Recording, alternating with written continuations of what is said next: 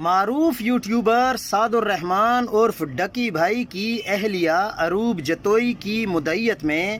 8 NCCIA افسران کے خلاف مقدمہ درج کر لیا گیا۔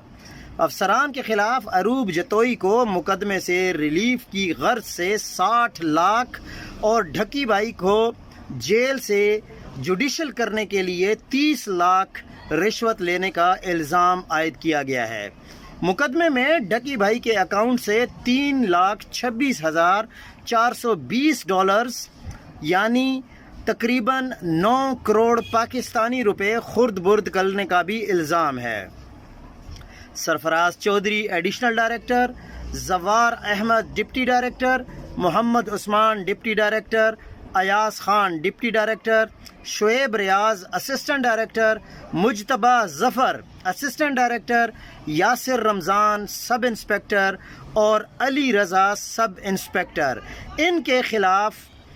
مقدمہ درج کیا گیا ہے اور ان کے اوپر الزام یہ ہے کہ 60 لاکھ روپے انہوں نے